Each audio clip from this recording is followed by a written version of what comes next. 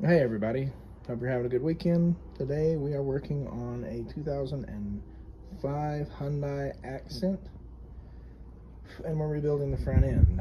New CV shafts, new tie rod ends, and new struts. I started with the struts. Real simple. You have three 12mm nuts up here and it will just drop. And you have two 18-inch bolts, nuts right here. Once you do that, there's a 12mm bolt here, and then that strut comes out. So 3 nuts on top, 2 bolts on the bottom, and the strut is out. I'm going to do the tie rod end right here. Usually best to have an impact. You'll pull the cotter key out of the bottom, take that nut loose and pop that loose. Loosen your set nut and then unscrew this. Keep track of how many turns you make, and then try and put the new one back on at the same, or your steering will be way out of whack.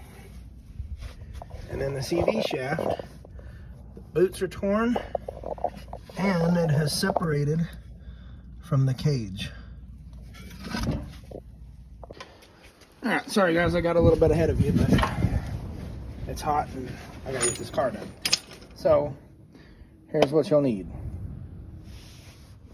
Pretty basic tools: hammer, crescent wrench. I'm using vice grips.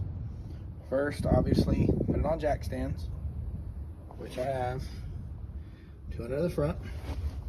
Take the wheel off. You've got 4 lug nuts.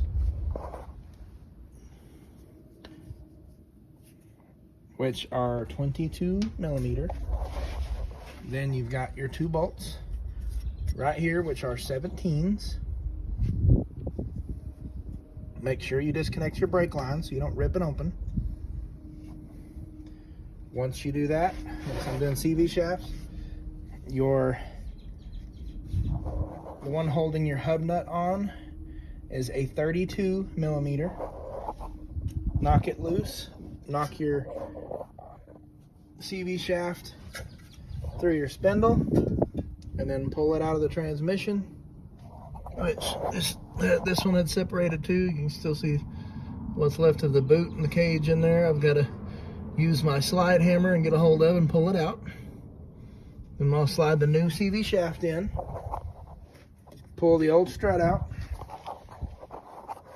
Once again, 3 12mm nuts on top, and it'll just drop out. And then we're doing tie rod ends, because these are pretty well trashed, as you can see. Nothing left in them. Remove the small cotter pin, and they are a 17. The nut on there is a 17mm as well. They pretty much just pop out pretty easily. And then put it all back together, and then we'll go for a little test drive. Okay, and I'm gonna go back together one step at a time for y'all. So the old CV shaft piece is out from where it separated. The passenger side one is quite a bit longer. And the piece that I pulled out is right here on the ground. Then you slide the new one in. You'll know when it's all the way in. And then we'll come over to the spindle, bring it through, and then we'll go to the next step. Okay, so the CV shaft now is through the spindle. I just barely put the castle nut on the end to hold it in place. Now we're going to put the new strut up in here, tighten it at the top, and then we'll push the spindle in, put our 2 bolts, washers, and nuts on there. Okay, so our 3 12mm on top are tight. Our 2 bolts, lock washer, and nut are in place. To make sure you have it tight, be sure and grab it and wiggle it.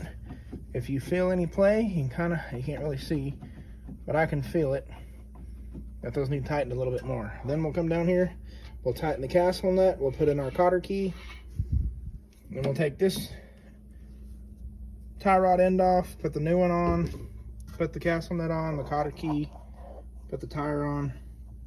We're almost there. Okay, now this is the way I do it. You may try something different. Make sure, take your castle nut off.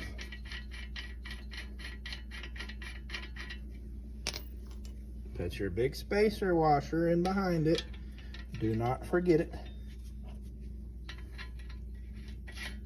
Always start your nuts and bolts by hand.